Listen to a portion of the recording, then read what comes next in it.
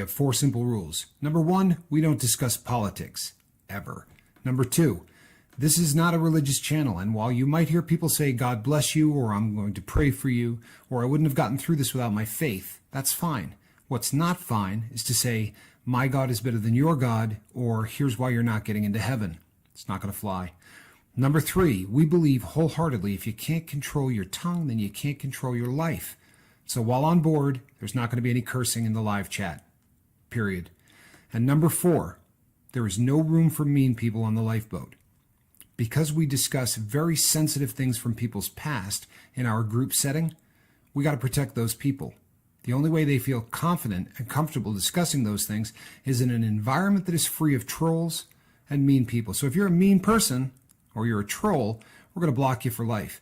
And if your account happens to be less than 24 hours old, we're probably a little suspicious right from the word go. Why? Well, because there are people in this world who enjoy being cruel solely for the sake of being cruel. It's not going to fly here. But if you're here because you're trying to get sober and live your best life, then you might find that the lifeboat is just that, a lifeboat. I'm Captain Tommy Scoville, and we will see you on deck.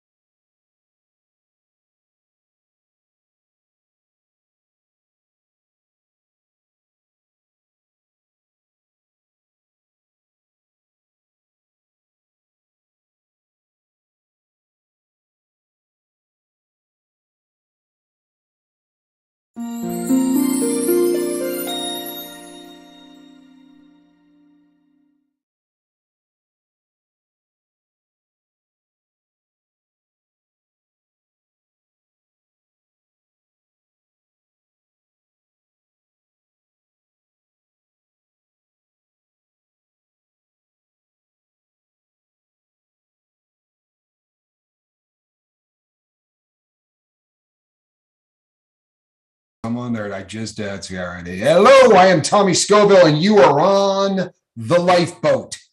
People, hope everybody's having a good day. This is take 2 of the same subject we were talking about last night. This one is, we didn't get through all of it. I said right in the beginning yesterday that I didn't think this was going to be one of those subject matters that you could bang out in one session. It's just not possible. It really isn't. It's there are so many different facets to what it means to talk to your family about drugs. Yesterday we spent before I get rolling, how about a quick announcement? I spoke to Niall today, and his mother had something called a keyhole surgery. People, I'll be honest with you, I don't know what that means. Mark and I were just talking about it. I assume it's something arthroscopic. It was on her heart. So she had a keyhole surgery of some type on her heart. And the good news is the procedure came out. She came out of it doing fairly well. Obviously, when you're in your early 80s, any procedure is an operation. An operation is something that you have, and a procedure is something that happens to someone else. Obviously not a minor procedure, but she came through it well, and Niall is ready to roll. So tomorrow night, we are going to be doing the interview. Well, it's not an interview, but Niall and I are going live tomorrow. The two of us are going to be doing the discussion that we had talked about. I think we were going to be doing it, Mark, was the last Friday or something. And it ended up something that we had to put off. Oh my goodness. M. Vam B. Never say this person's name right, but that is my friend, long time no see. I wish I knew how to say your name correctly, but we'll just go with Van Broekel. Good to see you, brother. I know it's been a long time. Hopefully you're doing well. People, that was, I honestly believe, the very first subscriber to the lifeboat. before I was even the Tommy Scoville show, when I was putting together the concept of what was going on, there had been some people that had showed up, but they were people who were assuming that I was going to be eating hot peppers. He was the very first person that knew exactly what the show was going to be and subscribed. We met in a chat forum. He had said something about battling addiction, and I said, you know what? We've got a show that's going to be talking all about that. It's not quite ready yet, but it will be in a few days. It might have even been a couple of weeks. I don't remember exactly, but he went and immediately signed up and has been a crew member from before day one. So good to see you, brother. But Niall's mom is doing okay. So thank God for that. Continued prayers for her as she recovers. But tomorrow night, Niall and I are going to come on here, and Niall is going to tell me a couple of areas where he thinks I may be slightly askew. And I think that's going to be fun. When Niall and I have those discussions, it's usually a pretty good thing. So I'm very, very much looking forward to that. So back to the subject at hand. Yesterday, we talked a lot about talking to your kids about drugs, talking to your kids. It's obviously a slightly different paradigm when you have been somebody that has been addicted to drugs. That's going to be a little bit different than it is if you're just, air quotes, a normal parent. Everybody needs to talk to their kids about drugs, but if you've been somebody that used, obviously how you talk to your kids is different. And we covered all of that yesterday. That what I think we really came up short on was all of the other aspects of talking to loved ones. We had just started to talk about how your family is going to want answers. Mark did a great show on this once, but your family is going to want answers. And as people in recovery, very oftentimes there's a resentment to those questions. I use the term, he said, I was awake and I saw the show go live at 2 a.m. here. All right. But very often people want answers, and we get kind of a chip on our shoulder because, as I've worded it in the past, we very much feel like we're a new creation. We feel like we're a brand new version of ourselves. And very oftentimes, one of the first things that we would like to do is forget that older version.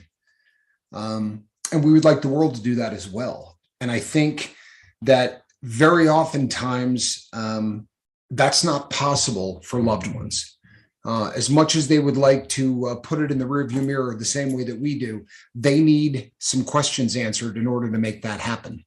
And I think that's legit.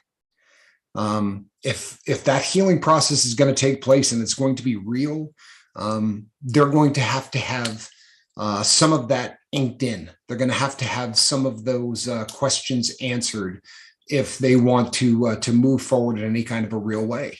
And if we bite their heads off when they ask questions, it's probably not a great indicator of the new creation that you want to be.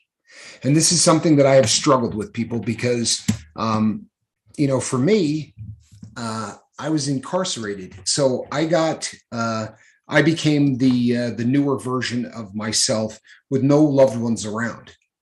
So by the time they had an opportunity to sit down with me and fire questions at me and get a lot of the questions answered that they really wanted me to fill in the blanks on, I was 5 years sober. And all of a sudden I'm rehashing things from 5 years ago. And it was bringing back so much of what I was trying to forget. And amazingly, this was something that Q truthfully prepared me for, which I'm just a guy that was, really kind of astute in all things sobriety. But this was something he said to me that, they're going to need answers, a lot of them. Seventh Son, thank you, my brother. I really appreciate that. I really do. Let me see, because chances are he said something funny, because you have to fight through some bad days to earn the best days of your life. I'll tell you what, that is absolutely awesome and a true story. You do. And unfortunately, you're probably going to have to rehash some of those bad days.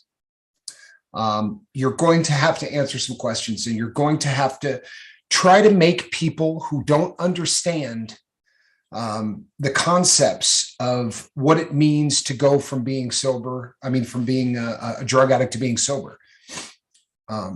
Normal people, air quote, non-addicted people. We should probably come up with a name for them so that I'm not always calling them normal people. Those not addicted don't have the insight into our life that those of us in the same boat do. That's something that needs to be addressed. Without that, I think we tend to lose track, or we lose sight of the scars that we've created in others.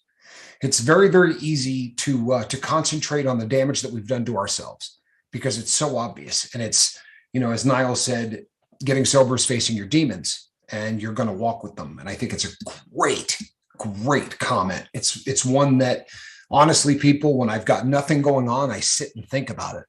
It's one of those things that someone on the boat said that I go back to again and again and again in my head. And the really amazing thing about that comment is anybody that I've talked to who's in sobriety immediately was like, yep, I know exactly what you're talking about. If you try to explain that concept to someone who doesn't have the demons of addictions, this is as foreign as speaking a different language. And the trouble is that they're going to want to try to understand. So you need to be guarded against slipping back into that negativity that was so much a part of our life. I mean, let's be honest, as somebody in recovery, when our first line of defense for people who are addicted to drugs is to arch your back, right?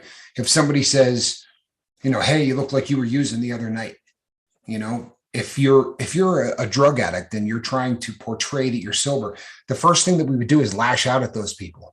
Man, you got a lot of nerve. You realize I'm trying to get sober, man. I am busting my butt trying to be back. And because we find early on that if you lash out at people who question you and you get indignant, very oftentimes they back down. And you see it time and time and time again with people who are in recovery. If you see somebody and they're obviously in relapse, you could catch them with a beer in their hand, or whatever their drug of choice is, catch them red-handed. Indignation is still the first line of defense, and we really got to guard against that. Our loved ones are so used to seeing that anytime they bring up anything about our drug use that as a new creation and a new person in sobriety, when someone asks that question, you got to do all right, I'm willing to answer any question you'd like. The more calm you are, it should almost be a badge of honor. You should be doing everything within your power. Hold on one second.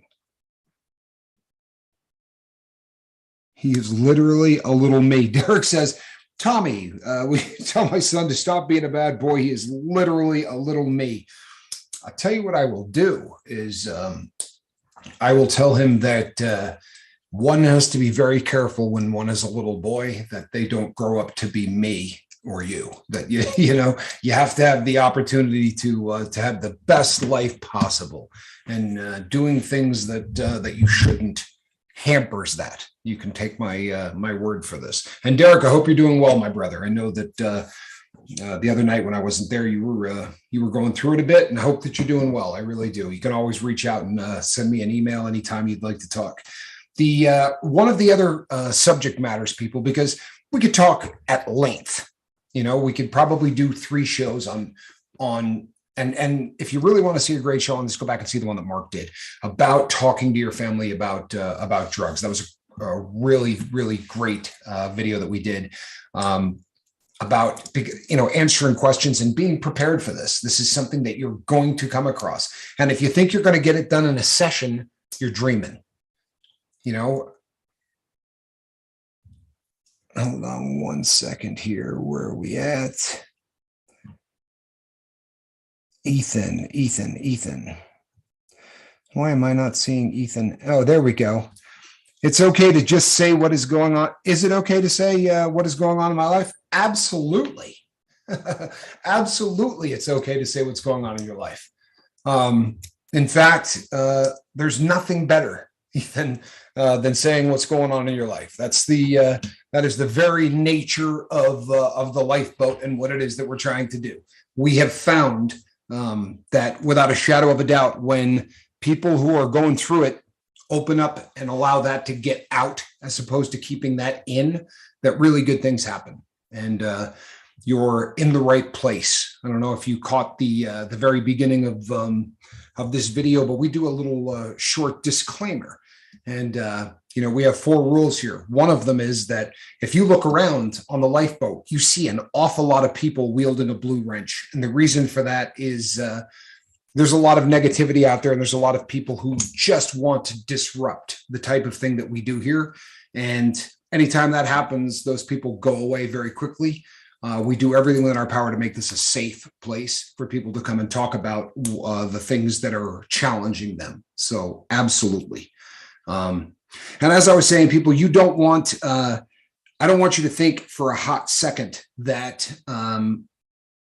you're going to sit down with one session with your family where they fire some questions at you, and then everything is going to go away. They're going to forgive all of the things from the past. All of their questions will be answered. There's no need to ever bring it up or hash it up again. It's not very realistic. We use me as an example. 3+ decades of lying, misleading people, just crime, all of the things that I did over the course of 3 decades. It's going to take a very long time. It may take a lifetime before every single one of those questions is answered. They will continue to go back, and, it seems to happen a lot when there's a lot of people around, because someone will tell a story. Do you remember that time we were doing XYZ? And as they start to look back on these memories, if Tommy wasn't quite right that day, I'm going to get was that one of those times? People, I'm never going to let that bother me again. I'm not. And one of the ways that I cope with this, an addict is always an addict. We are different for 2 reasons. We will never be accepted, and we will never fit in, but we change everything around us. We change everything around us when we do speak, they know. And it's one of those things that you're going to go with. Ethan says, well, my 14-year-old son now thinks I beat his mother years ago. Yeah. And I would never. He says he wants to fight me when he's 18. I feel bad bringing this bad upon you all, but I'm just at a loss, I guess. Ethan, number one, don't feel bad bringing this. That's what we do. The issues that plague people in recovery. It's this is something that we there's really nothing off the table. And if you, for those who have been on the lifeboat a very long time, there are people who have come here and talked about things so much more difficult than that. I realize that's tough, really is, but there is nothing that we haven't seen at some point or another on the lifeboat. You know what? If this is something that your mom, that his mom has led him to believe that there's absolutely no basis in truth to, the time will tell. And I know this because I lived it. I was never accused of beating my ex-wife, but some of the things that she and her spouse, she had married somebody, and they told my daughter that dad didn't want to have anything to do with her. They told her that the reason that there was no dad in her life was because I didn't care, and I just had walked away. And I was mailing Christmas cards and Christmas gifts and sending money and things like that, and doing this at every holiday, birthdays, all of it. They never let her see any of it. And this went on for more than a decade. And the truth has a funny way of coming to the surface. I know that it hurts like hell right now. This was one of the things that I have always, this was one of the things that I used to lean on for the reason that I did drugs. I would come back to it again and again and again. Well, they stole my daughter from me. It was one of the linchpins that kept me high. Truth be told, I was looking for any reason to stay high. But that was one of my my absolute favorite excuses for being a heroin addict, was the fact that they had stolen my daughter from me. Now, if you had told me back then, Jeffrey is a guy that can, Jeffrey Canali and I used to sit and talk about this. This was something that I used to wrestle with. And I now am so close to my daughter. The truth has a way of coming to light. And I think that by the time your son is 18, there's a really good chance that, the truth will come to the surface. And I think that I can't think of too many things more evil than what your ex is doing. I truthfully can't think of anything as evil as that. To plant that in the head of a child is absolutely downright evil. And the truth will set you free. I promise you it will. If there's no truth whatsoever to that, that will come to the surface. And in my situation, when my daughter came to the realization that I didn't walk out on her life, that all of the things that they had told her about me, were lies. And here's the thing: they didn't need to lie. There was so much dirt they could have just told her the truth about. You know what I mean? Like it was a pretty legit reason to not allow me near my child. The drugs were something that I can't argue with. In hindsight, she was probably safer not being anywhere near me. But instead of just going with the truth, they just embellished and made it worse and worse and worse. And once she had an opportunity to meet me, and once she had an opportunity to meet all of the other people that knew me, people that would say to her, "Oh my God, your dad used to talk about you." He would weep at the fact that you weren't in his life. It's not just a matter of the bridge being rebuilt between you and your child. That other bridge between your child and the liar, really tough things happen. That's one of those things that, and it's not something I'm rooting on, I promise you.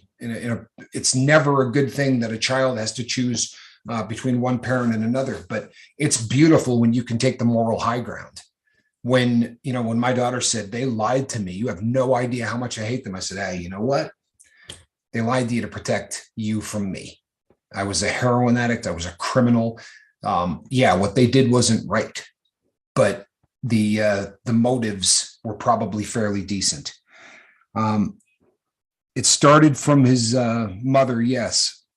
Oh boy, geez, that made me feel a whole lot better. Everyone here is awesome. You know what, Ethan? Everyone here is awesome. If there's one takeaway from the lifeboat, everyone here is awesome. This is a very caring crew. And you know what? So much of what you will come across here, so very often, we may not have gone through the exact same thing as anyone on the boat, but we have all gone through something excruciating. Very few addicts don't have one of those things in their past that is just so painful that it has caused us many times to rely on the bottle or the bag or the whatever, the pipe, and for that reason, the level of understanding and compassion here is second to none. And that's we take no credit for that at the helm.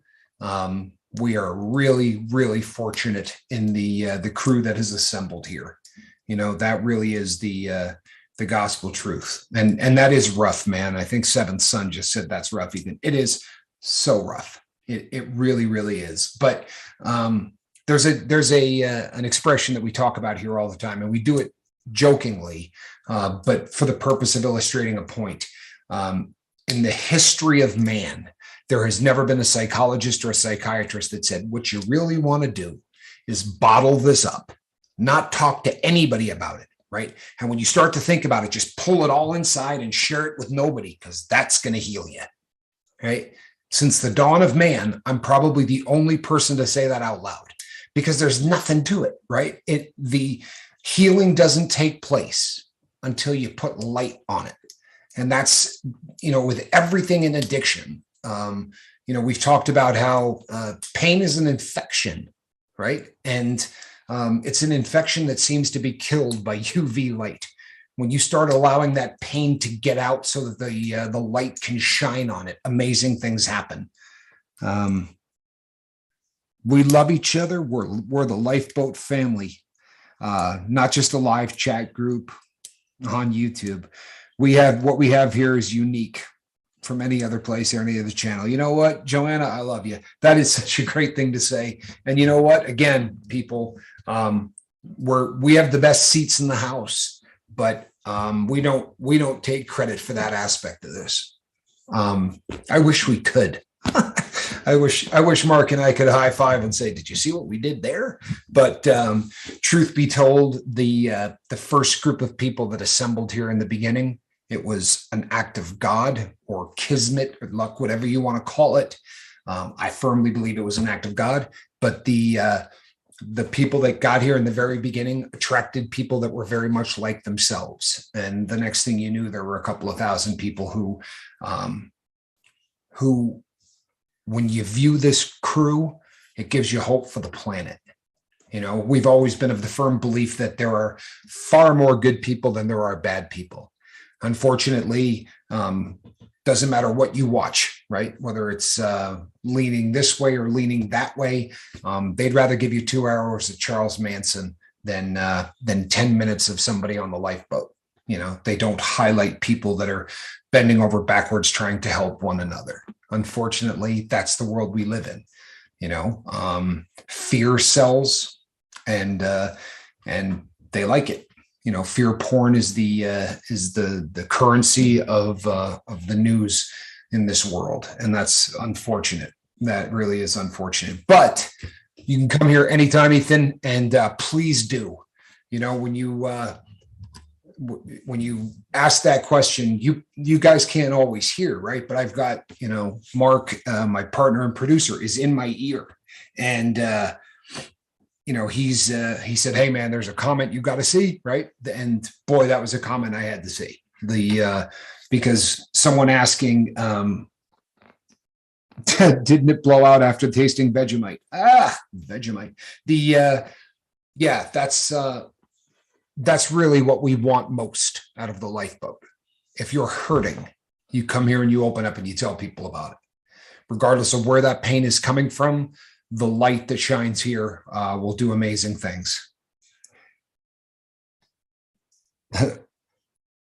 Tommy, he brought you and Mark together to make this come to fruition. And I believe everyone here was brought here by him, whether they believe in him or not. My belief, to each his own. Yeah, I agree. Whatever. That's a beautiful comment, Joanne. It really is. I love Jo. She's great.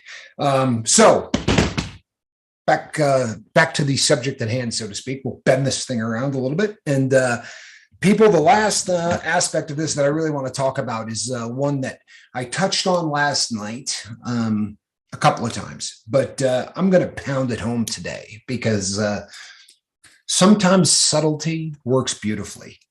And then sometimes you got to smack someone with a baseball bat, right?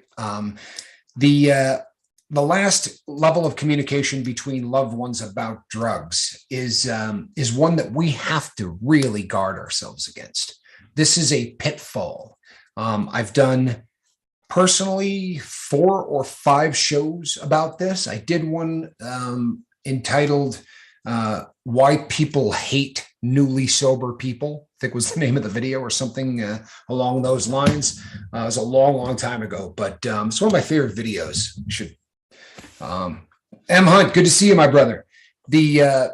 One of the reasons that people hate the newly sober is because very oftentimes they can't stay in their own lane. And by that, I mean, they start looking for and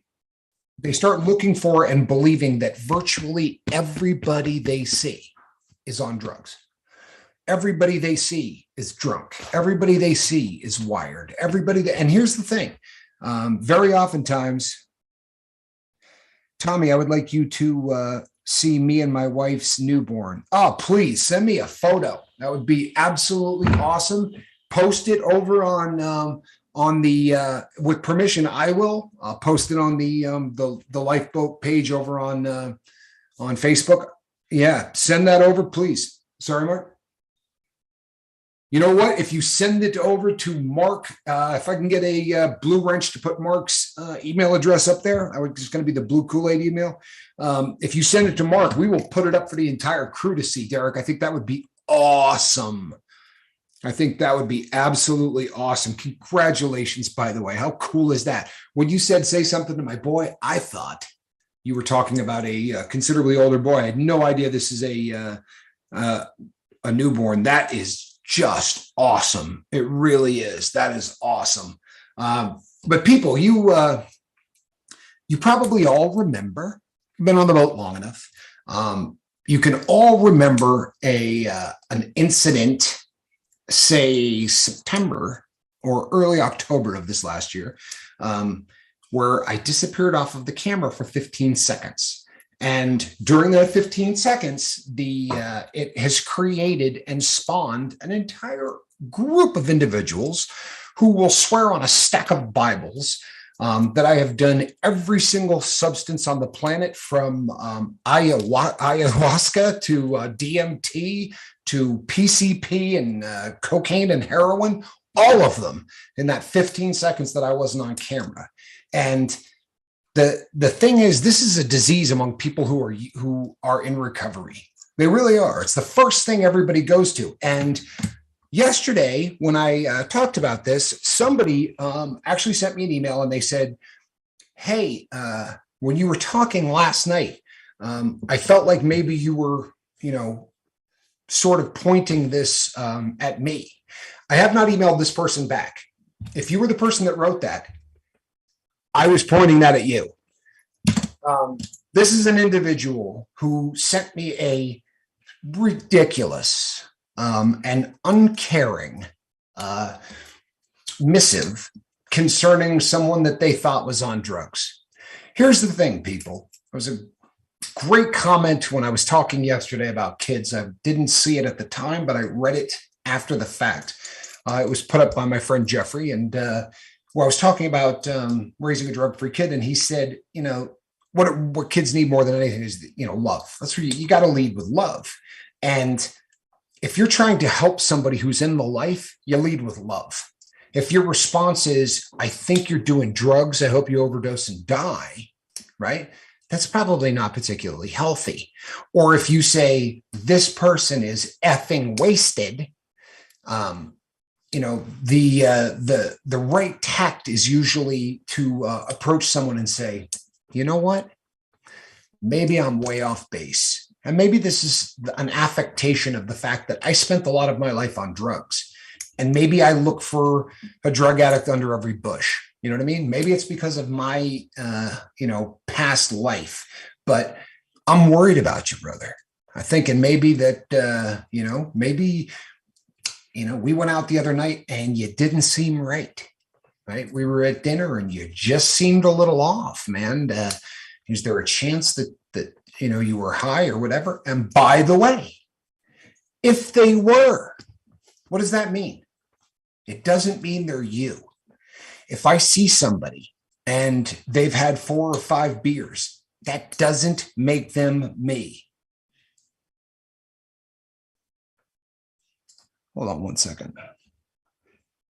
The last 4 shows are based on fear of people who are sober and have a different view on life. It's a miracle how I am who I am. We not believe in ourselves anymore, so we have to believe in others. You know what, Niall? I can't wait till tomorrow night. People, if you've never, when Niall and I talk, people, you just wait until tomorrow night. I think I mentioned this the other day, but before we have people on, if I'm doing an interview of your life, I don't want to ask any questions. I really don't. Like, we'll give you because I want to be hearing things the first time. The last thing that Mark and I want is to know your life story before everyone else knows your life story, because we won't ask the right questions. We want to seem like we're pulling this out at the same time as the crew. I think that's how an interview is supposed to work. Maybe I'm crazy, but it seems to me to be way more comfortable if you're sitting in this seat to do the interviews that way. What Niall and I are getting ready to do is completely different. And you can really screw a show up if you don't at least talk about You don't talk about the things that you're going to necessarily talk about because you still want it to be fresh, but you sort of put out some, some parameters of this is the areas we're going to be going to or whatever. And, you can, the average, probably 4 or 5 minutes, you can get a good idea of how things are going to. Niall and I couldn't talk for 4 or 5 minutes if they offered us cash, if we could keep it under 5 minutes. We both have really, really strong opinions. Space Diesel, good to see you, buddy. We both have very, very strong opinions, and I think we're both, halfway decent at getting those opinions out. I think Niall's probably a little bit more concise than I am. I may get a little wordier, but it really is it's a pretty cool thing when the two of us talk. And when I touched base with him just to discuss the fact that we were going to have a show up, I don't know how long we talked. I mean, we got rolling, and it was so much fun. Don't miss tomorrow night, people. Tomorrow night is going to be absolutely awesome. But to bring this back full circle, people, if you want to talk to someone in your life who's doing drugs, keep in mind that if I, you using me as an example, if I talk to a guy who says, yeah, I just took, 2 or 3 Loratab, I'm just sort of feeling mellow or whatever, because that person took 2 Loratab doesn't make them, Captain Tommy Scoville. They're not a junkie because they took 2 pills. They're not a heroin addict or anything else. And very oftentimes we go from hating addiction to hating drugs. And you know what? If you hate drugs for your own use, I think that's great. But if you want to crap on every single person in America that takes any kind of a substance for reasons other than why they are prescribed, you're not going to talk to too many people ever again. For real. You're going to be really, really narrow. Then you toss out the people who have a couple of drinks. You toss out the people that do this, that, and that. People, your friend size, potential friend grouping is going to get real small real quick. Just because somebody has used a drug doesn't make them us. There are people out there who are going to occasionally take a couple of pills, and it's never going to destroy their life. It ain't me, and it probably isn't you. But we tend to start becoming so hyper-focused on sobriety and addiction that every single person we look at, we view through the lens of our own life. And you can't do that. You can't. The militant, sober person is just about the most obnoxious thing on the planet. If you've never experienced it, it's god-awful. It really is. You meet those people that there's nothing wrong. We did a show on this. There's nothing wrong with saying to someone who you really care about, you know what? I'm not coming over. You guys like to do lines. That's not an environment I'm going to be able to be in. Or, I went to your house the other day and guys were doing beer funnels at 50. That's probably not an environment I need to be anywhere near. Right. That's not something that you got to feel bad about saying. On the other hand, if you go out to dinner and a guy orders a drink and you get up and leave, I mean, if it's more than you can handle, fine. Don't put yourself in situations that are more than you can handle. Don't go out to places that serve alcohol if it's that strong a problem for you. But don't become that militant person that views every single person who can have a beer as a raging alcoholic who needs to go and get counseling.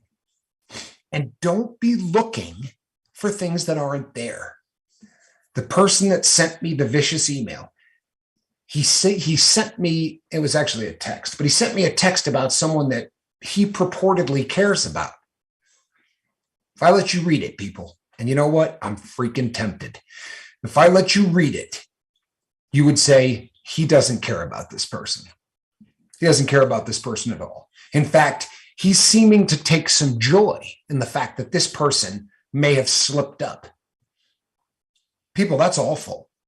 That's awful. If our sobriety becomes something that, we judge others by, look at me, man. I'm sober. That guy isn't. Look at me. If that's how you're getting your self-worth, man, that's awful. That really is awful.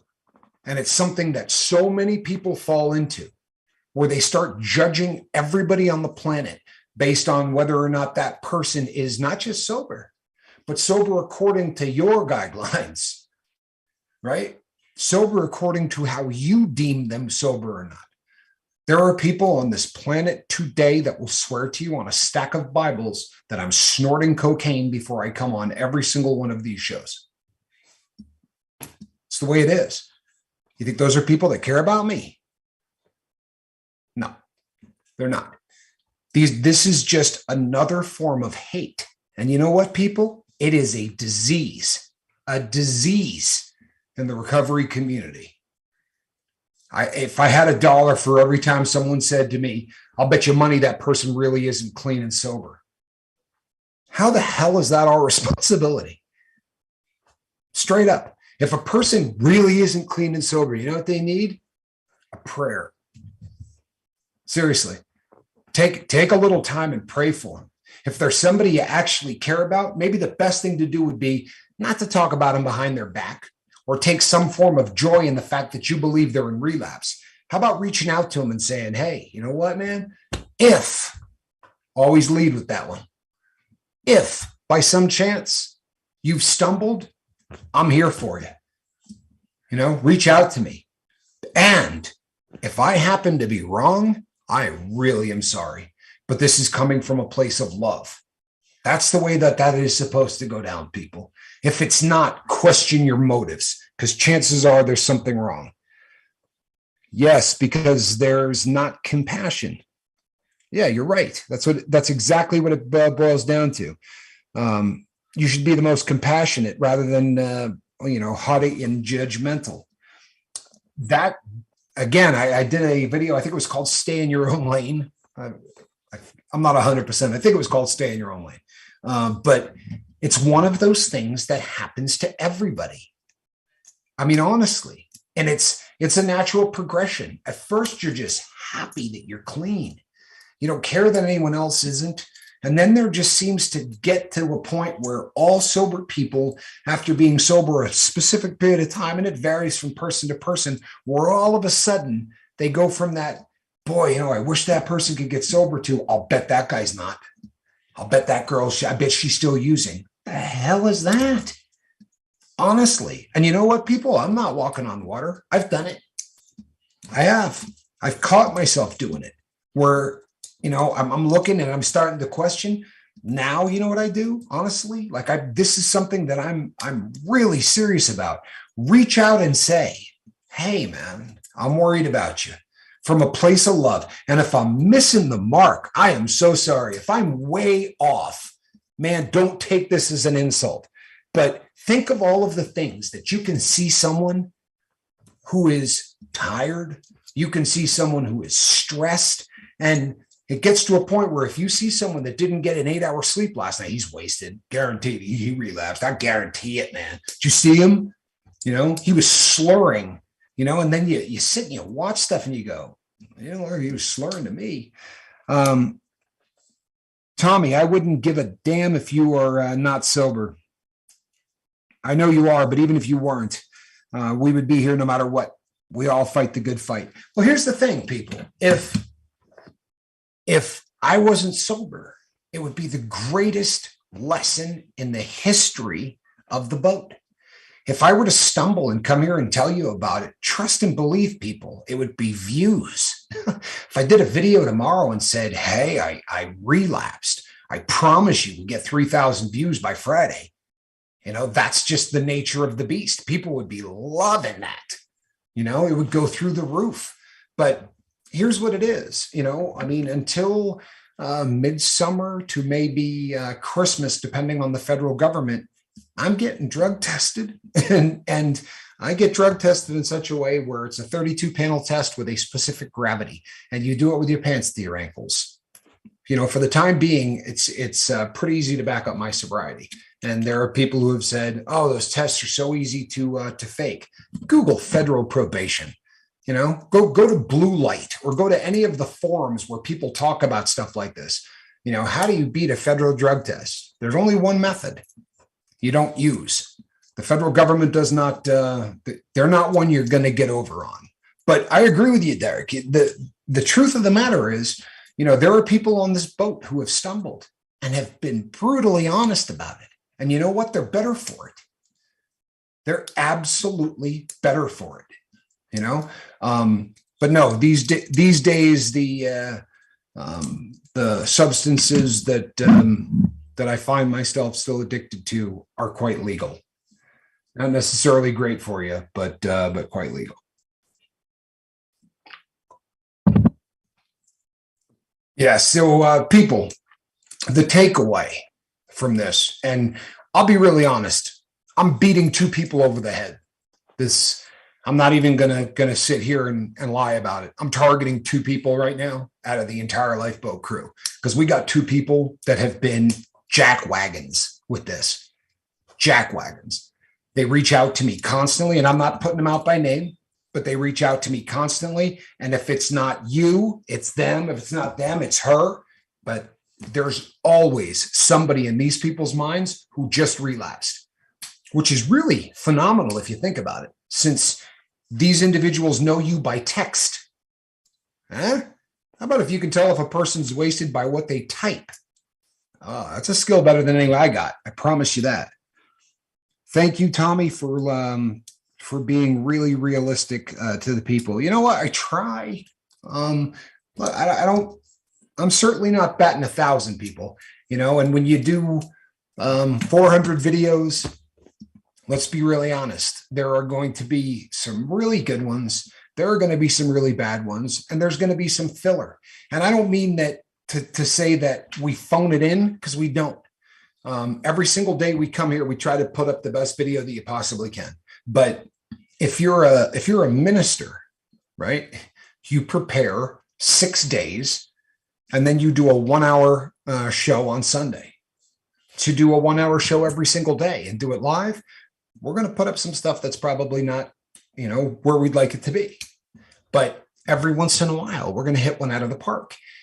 And you may not believe this, people, but the difference between the shows where we kill it and the shows where we bomb usually comes back to you. I'm giving you all the credit as much as all the blame. When the comment section is really just snapping and everybody is really engaged, those are the most amazing shows. When they're not, sometimes you spend a lot of time sort of tap dancing and trying to to stretch a concept out for an hour. And sometimes the concepts that we come up with are awesome, but they're like 8 minutes of awesome. And then you're like, you only need 52 more minutes of tap dancing. The answer will always be in the middle. We have to be the judgment. We have to be the judgment and own it. Yeah, no question. And challenge those in the same position with no proof. Impossible. And yet it happens. If we can't do this, there's no point. You know something? For me, honestly, I think as long as you're leading with love, right? As long as you're leading with love, I mean, the only time that I'm ever going to have proof is if it's my kid, right? Because my kid, I'll be like, get in the bathroom, you're peeing in a cup. Like we're not even discussing this, and leave the water off. Like I know every way that they're going to try to get over. That would be the only time ever in my life that I'm going to have some form of proof. It's always just going to be some type of speculation. And let's be really honest. If we're face to face and we're talking to an individual and we're in the same room, most of us have done enough dope of every single kind where we're probably going to be pretty good most of the time. But so much gets lost if you're doing it on a video feed or a Zoom link, or you're doing it, I get people from other countries. Right, you're watching from 2,000 miles away and determining that someone that's leaving a text has been drinking. God bless you. I'm not that smart. If you really could pull that off, you're working in the wrong department. You should be working for the Central Intelligence Agency or doing something like that, because that's kind of incredible. But regardless, what it really comes down to is just lead with love. If you come to me and say that expletive is using, And then you're going to tell me within 24 hours of that comment that you're concerned about the person? Yeah, I'm not buying that. I'm not buying that. If you come to me and say, hey, I really care about her and I feel like, maybe she's going down the wrong path. Okay, you might sell me on that, right? But I guarantee you that person's wasted. Doesn't really sound the same way. Lead with love, people. What has set us apart from everything else out there, like Joanna said, what really has made this channel and this crew and everybody associated with it, what has made this so much different than all of the other stuff, that's in social media, is the love and the caring that this crew holds for one another. That's what has made us different. Don't abandon that. Don't abandon that, especially just so that you can feel some form of superiority in your sobriety, because that sucks. Just sucks. Falls under rule 4 if you really want to know the truth. And if you're one of those two, the only reason you're not blocked is because you did it in a text. If you had done that crap in the comment section, I'd have blocked you. And so would any one of our wrenches. Without even asking me, you'd have been booted. Think about it. So to the 99.9% of you that I wasn't preaching to, it's still pretty good advice, people. It really is. Lead with love, right? Lead with love. That's the bottom line. Most importantly of all, tomorrow night, the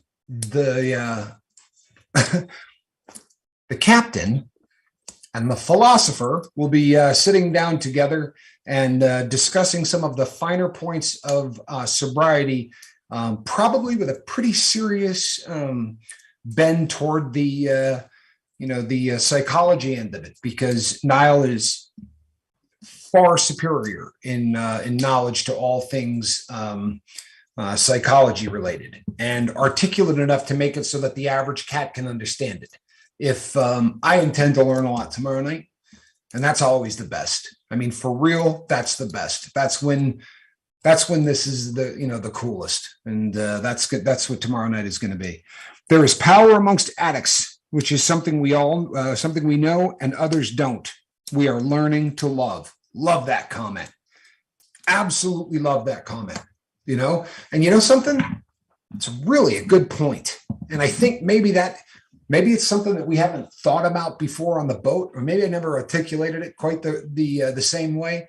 But we've talked so much about how we stunted all of our emotion for the entire time that we were down, right? There was no EQ development.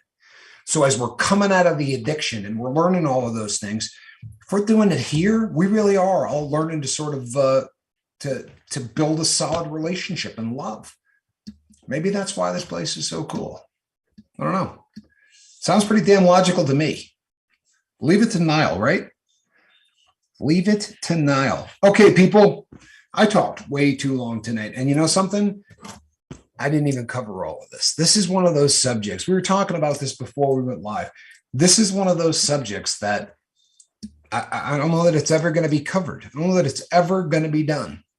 I really don't. It's just one of those things. But Mark, how are you, bud?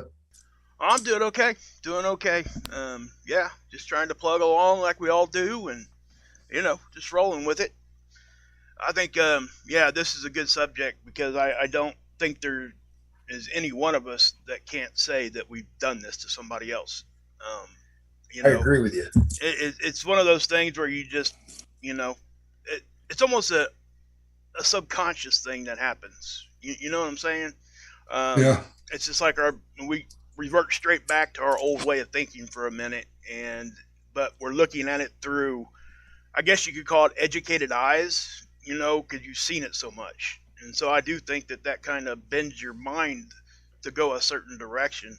And that's something we got to work to straighten back out.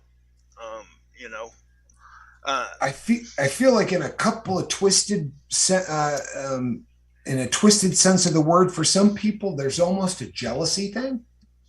You know what I mean? Like that person that person is using it, and I wish I could. Honestly, I think that not so much when they're doing it to people in recovery, but when they're hating on anybody that's that's doing any substance, that's how it comes across. If it's not what it is, people Right. should think about it, because it almost looks like you wish you could be there. It's awful. They're It really they're is. It's ugly stuff. yeah, they're missing it is what's happening. Right.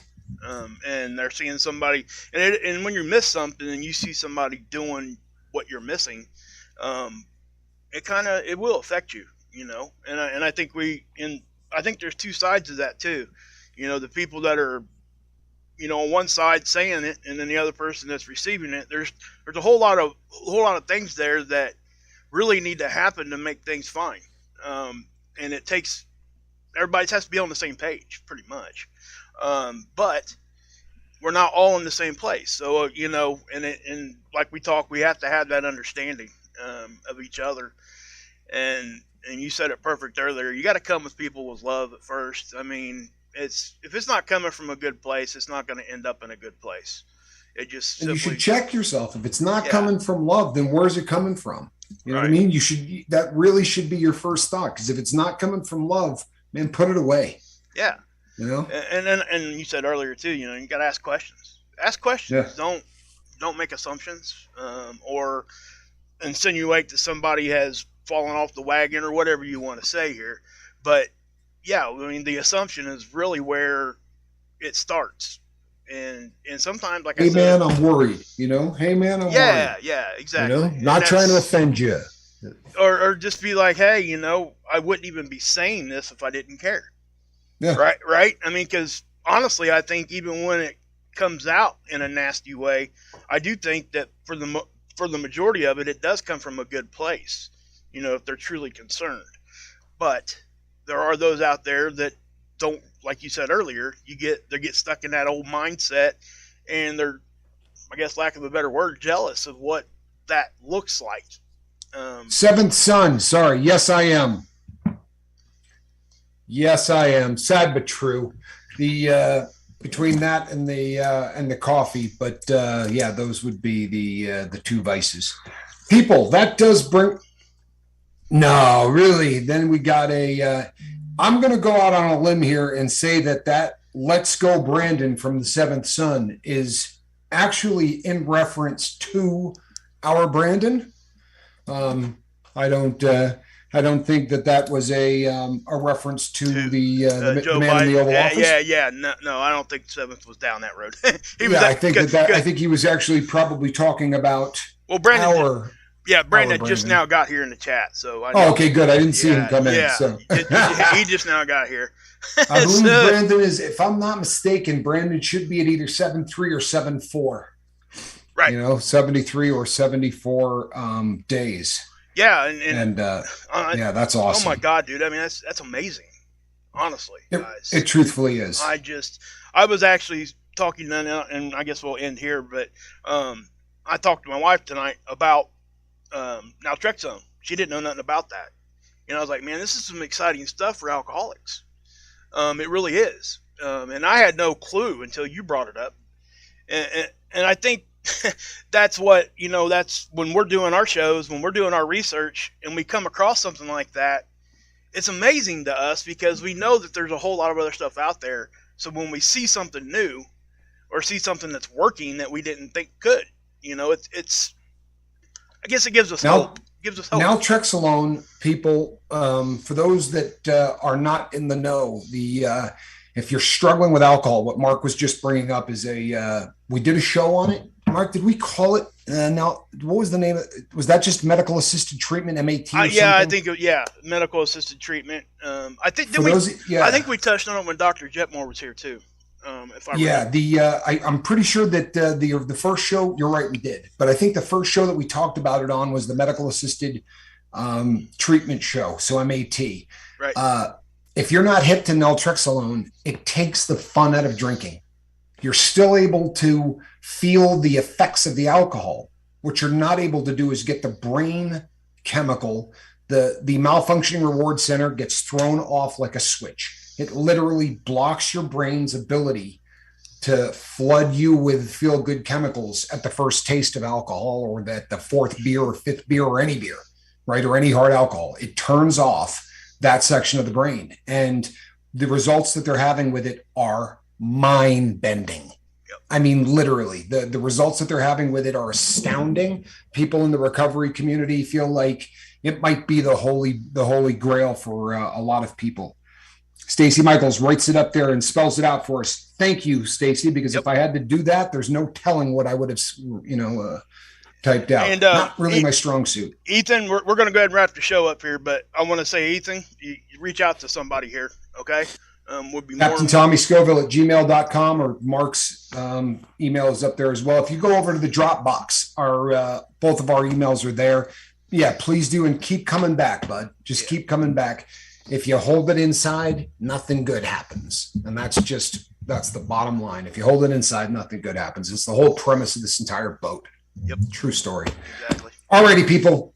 Thank you for sticking around for an entire hour. Again, we're going to be back at the same bat time, at the same bat channel, same bat time.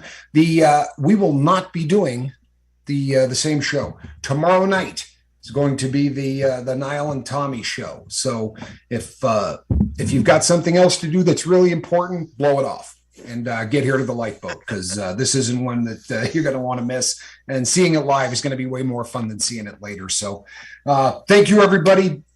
Between now and the time that Niall and I are doing our thing tomorrow night, reach out and try to save somebody. I am Captain Tommy Scoville, and on the other side of the glass, Mark Wages.